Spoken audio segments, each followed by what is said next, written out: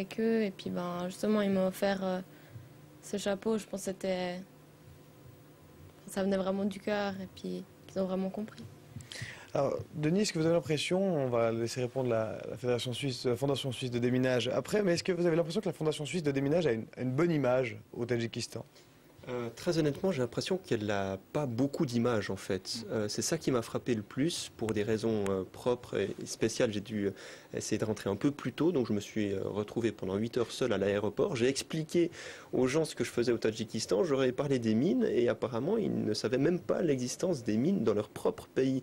Ils pensaient que je revenais d'Afghanistan, donc la Fondation suisse de déminage, non, j'ai l'impression que dès qu'ils connaissent un peu, oui, elle a une bonne image, mais sinon, le problème des mines est très peu connu dans le pays même.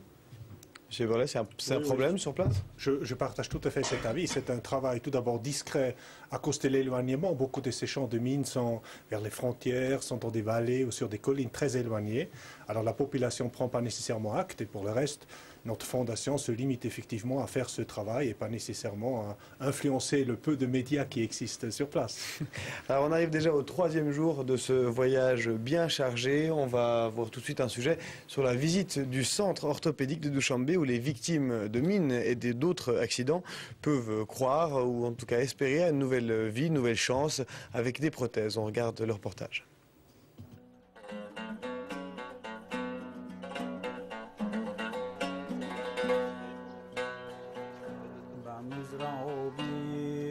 Alors là, on se trouve dans un centre de rééducation où il y a de la physiothérapie pour les gens qui ont été amputés, et pas spécialement des mines, mais pour chaque accident qu'ils ont pu avoir.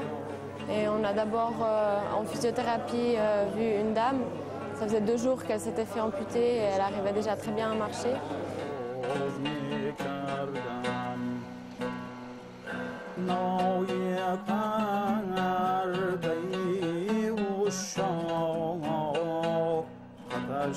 Et maintenant on voit on est dans une salle où il y a des hommes et ils s'entraînent à marcher et ils se rééduquent.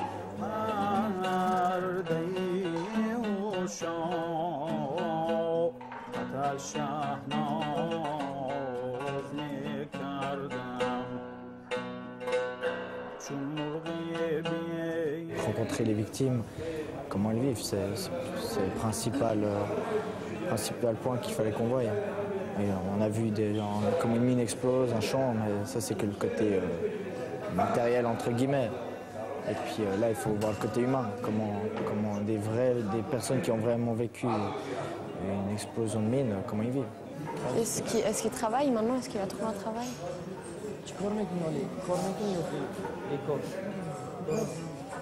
Non, il ne peut pas travailler maintenant, il dit que non, je ne travaille pas. Il vit chez sa famille ou bien il est marié? Non. Quand il était à l'armée, en 1994, il y a eu une attaque des Afghans et en voulant se sauver, il a sauté sur une mine et puis il s'est fait amputer la jambe.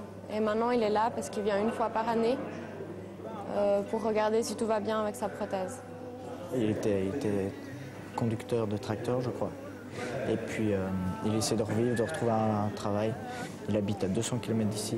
Il vit en taxi, donc ça coûte cher. Mais il y a sa famille qui l'aide financièrement. Et puis, il a 5 enfants, une femme. Puis, il vit avec ses parents.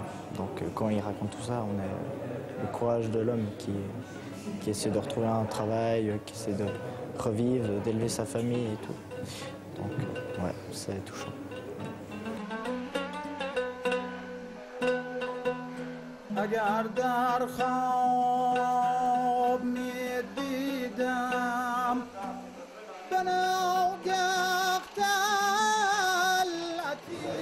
Ça vous fait réfléchir à plein de choses, comment ils vivent, à quoi ils pensent pour leur avenir, qu'est-ce qu'ils regrettent.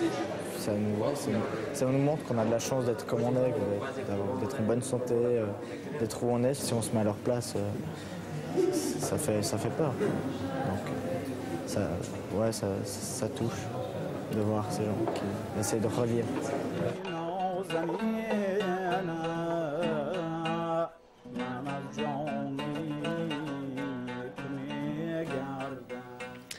Sophie Michael, vous êtes dans une classe de santé. Qu'est-ce que ce voyage va vous laisser? Est-ce que ça vous laisse une envie d'engagement?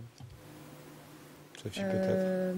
D'engagement, peut-être un peu plus dans l'humanitaire, sinon dans la santé, pas spécialement, parce que on a vu que, par exemple, dans ce centre, ils étaient très bien pris en charge, mais je pense que chez nous, ça se passerait pas comme ça. Les locaux, ça serait pas pareil, donc c'est moins de la santé, c'est un peu plus... Du management. Ouais, ça ressemble pas vraiment à chez nous, je pense. Michael, plusieurs fois dans le reportage ou dans les reportages qu'on a vus, tu as dit que tu étais énervé, que certaines situations te révoltaient. Est-ce que ça t'a vraiment donné envie de faire quelque chose? Moi, personnellement, j'aimerais faire quelque chose, mais je sais pas si j'ai les moyens. Du bord, je sais pas si on peut faire quelque chose. Moi, ça me révolte de voir des gens qui se battent comme ça et puis on fait rien pour eux. Ils ont pas beaucoup de moyens eux-mêmes, mais ils ont le courage, mais le courage peut-être des fois suffit pas. Donc moi je sais pas, par exemple pour les médicaments, pour Merali qu'on a vu au début, il dit qu'il a beaucoup très très mal à la tête et puis il aimerait des médicaments, mais je sais pas si c'est possible d'envoyer des médicaments par rapport aux frontières et tout ça. En tout cas, des envies de le faire. Oui. Denis, personnellement, s'il fallait retenir une seule chose de ce voyage, qu'est-ce que ça serait? Une seule chose, c'est difficile de nouveau de résumer ça à une seule chose. Peut-être la traversée de Douchanbé avec un chauffeur de la FSD, avec de la pop tchétchène à fond dans la voiture et voir cette ville, découvrir cette ville au milieu de la circulation et voir qu'on est vraiment dans un autre monde, découvrir cette culture complètement différente à des kilomètres de la nôtre et voir que la communication est difficile et que c'est frustrant, je crois, surtout. Hans-Jörg Eberle, c'est à vous que on va donner le mot de la fin. La FSD fête ses 10 ans, on l'a dit, avec ce projet ici à Lausanne. 2 étudiants sont partis au Tadjikistan, à Genève 2 collégiens sont partis aussi au Liban. Quand vous entendez ces jeunes ce soir sur ce plateau, est-ce que vous avez l'impression d'avoir rempli votre mission? Moi, je suis personnellement très content qu'on ait pu sensibiliser un certain nombre de jeunes à cette cause qui est la lutte contre les mines. C'est vrai, nous œuvrons depuis 10 ans contre les mines. Dans les terrains très étendus, dans des pays qu'on connaît très peu. Et nous en profitons, j'espère, aussi de plus de soutien de la population par la suite, parce qu'il ne faut pas oublier, le déminage, ce n'est pas une affaire de quelques heures ou quelques jours, ça dure des années et des années et des années pour dépolluer les pays. Et beaucoup reste encore à faire, aussi au Tadjikistan. Si on peut donner un chiffre, combien de mines actuellement dans le monde encore de travail pour vous? On ne le sait pas parce qu'ils sont cachés, parce qu'on ne peut pas savoir, mais il va y avoir encore des millions et des millions de mines qui sont enfouies et qui attendent une victime potentielle. Hans-Jörg Eberle, merci beaucoup. Merci à tous nos invités d'avoir été avec nous ce soir. Et merci aussi à vous, chers téléspectateurs, de nous avoir suivis. Je vous souhaite une très bonne soirée sur votre chaîne régionale et à très bientôt.